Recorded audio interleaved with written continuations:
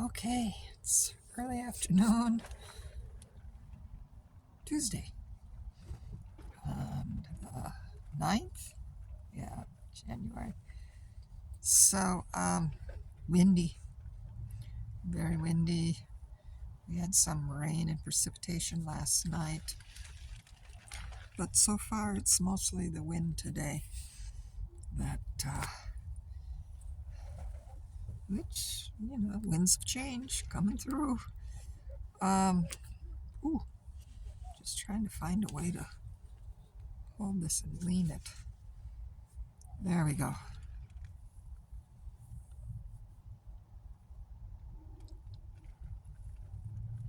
Um, this is the shawl I got from my new friend the other day. It's so warm. Oh my God, it's very comfortable. I love the energy. I feel protected when I wear it from the cold. Um, Geez, I had a fascinating dreaming like crazy, which is about it's that time of year. It's January. It's time for hibernating and doing most of the work, preparing for the new that's coming through in a few weeks. Particularly as Pluto, that's the wind, particularly as Pluto moves into Aquarius. And then the sun moves into Aquarius, and they end up conjuncting one another on the 20th or 21st of this month, so in a couple weeks. So,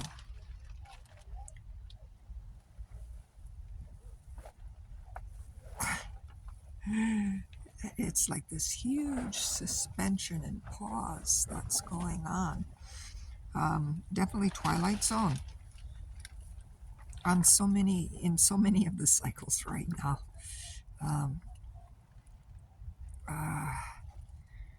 But geez, deep sleep and very lucid dreams. Yes, clearing out old stuff, but also, well, it's still clearing dreams, But the clearing is I'm going to use the word triumphant, but gentle, triumphant, not. I see something on my tooth. Sorry. Maybe I should put it on pause. Hold on. Okie dokie. That's done. All gone. Trying to think what that could have been. But anyway.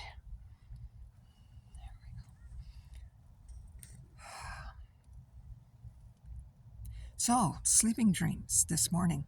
I just finished reading an article on, there was a video of a herd of elk, and there was this bull elk that had a carcass of a mountain lion stuck in its antlers. And when bull elk, they're big animals, folks. When bull elks go into rut or they fight one another, sometimes they will fight to death between two bulls, to have dominance over the mating process. And sometimes their horns get stuck, and they can't unlock from one another. And so one of them ends up dying, and then when the dead, defeated elk decomposes enough, the elk that has it stuck on that's living is able to rip the head off the carcass, and then the elk walks around with that the antlers and the carcass of the bull elk. Well, this elk had the carcass of a mountain lion, a cougar, on its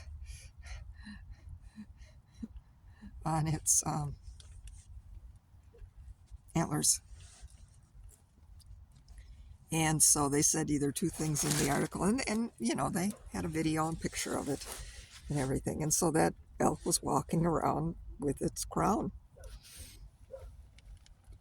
So either the elk fought the cougar, or the elk may have found a dead cougar carcass and got it stuck.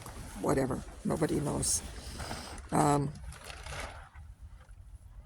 anyway, I thought that was so fascinating to see this about elks and cougars, because the last dream I had before I woke up, I was um, in the house and on the land down by Madison, Wisconsin. We were out in the country where I was in grade school. And at that age, there was we had like an acre, just really, I think just 1 acre of land, and we put our garden in, and it used to be an old schoolhouse, so there was like really heavy duty swing set, like really heavy duty swing set, and slide, and teeter totters, and merry-go-round, or whatever we used to call them, I forget it.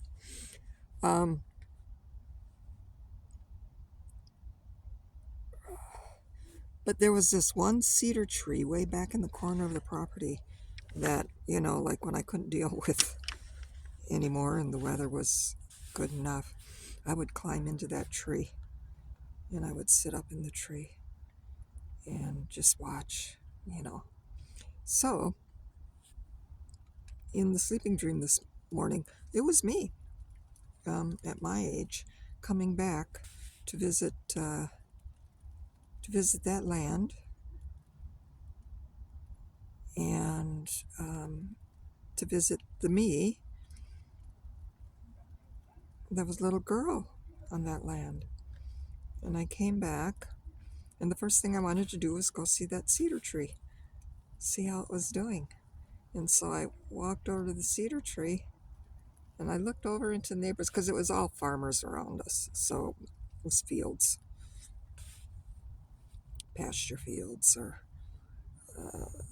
wheat fields all around us.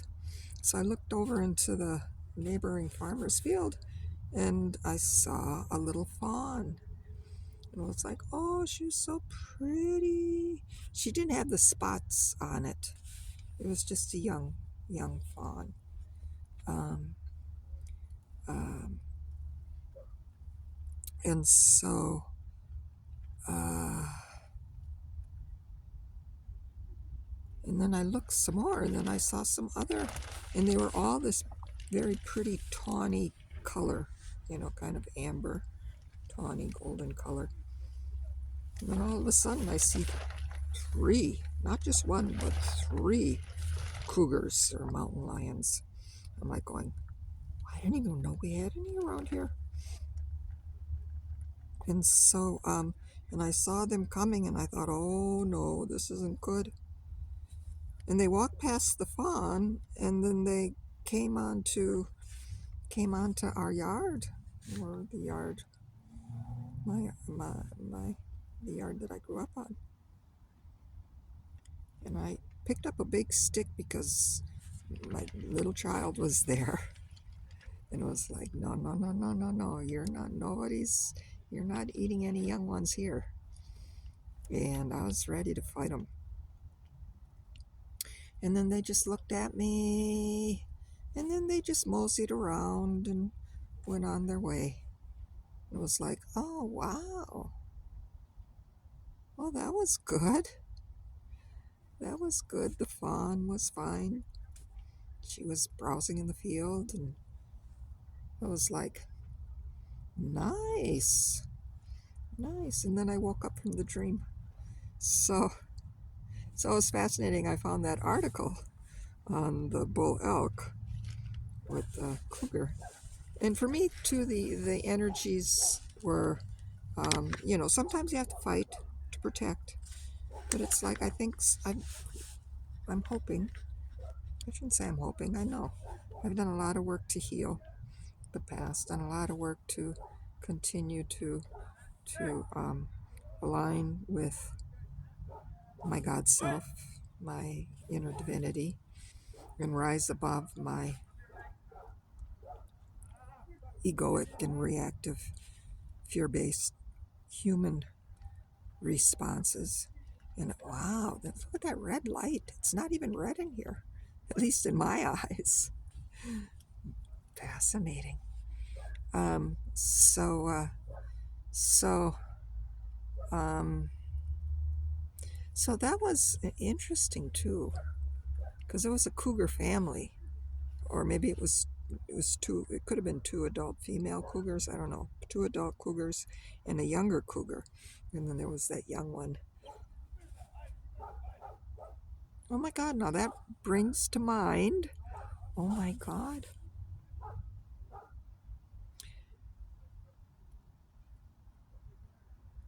Another cougar story, but this time I was living down by Malibu Creek State Park, over by Malibu, but I was back out in the mountains. And I went hiking to look at horse stables back there because I was like looking for a place where I can maybe, get a horse and do a dual lease with a horse and ride back out in that area. And I saw this, when I would drive by or I'd hike, I'd see these stables back here, and I saw this path, and I just thought, let me walk back there and go back over there to the stables to see if they were renting any spaces or what have you. So I walked back to the stables, and as I approached the stable, yeah, but I'm walking through a field, so the grass is like up to my waist, and there's just a trail. And all of a sudden, two dogs, a shepherd and I don't know, Labrador or something, come onto the path and like greet me like I know them. And it's like, hi there. It's like, oh, these dogs must belong to the ranch. And I'm talking, and then the lady walks up the ranch and or from the ranch walks on the trail toward me. And she's smiling, and she gets closer. She goes, hi. And I say, hi. And I'm going, oh, mate, this is the right place for me. Everybody's so friendly. And then as she starts getting closer, she just stops and looks at me, and she goes, I don't know you. And I'm like, I don't think we'd know each other. I'm like going, I don't think we know one another. And all of a sudden the dogs look at her, and then they look at me, and they start barking at me.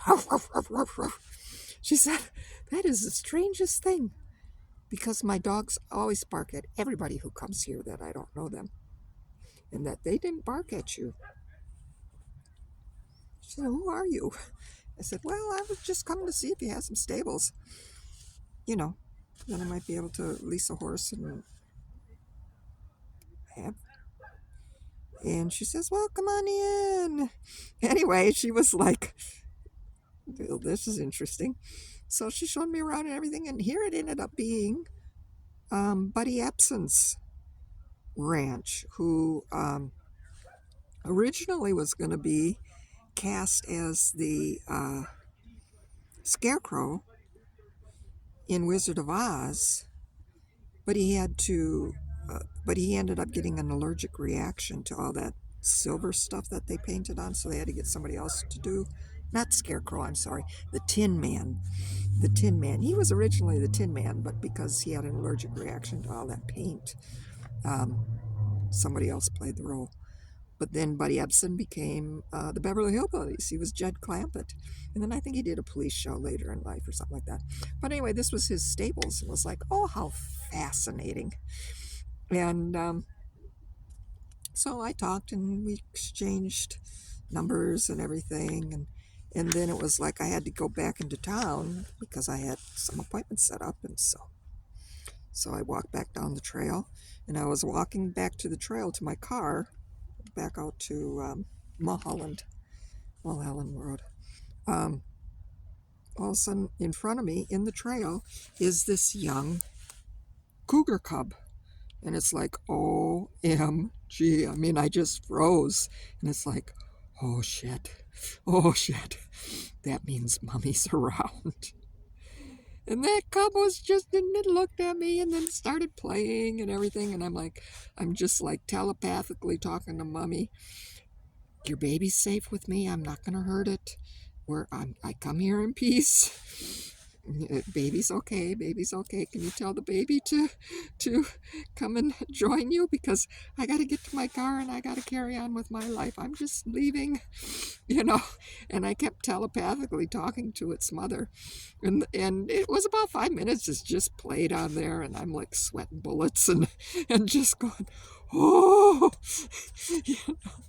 And then eventually it left, and I gave it a couple minutes to make sure it was a good distance away, and then I trotted on over to my little Jeep and went into town. Oh, so that was another cougar story. So how interesting. Kind of like how that story kind of wove through many points in my life. Fascinating. Well, and it's like the strength card too, like the woman who taming the lion or the animal nature is balanced and can be at peace without being aggressive. Wow. Well, this is my lunchtime stuff.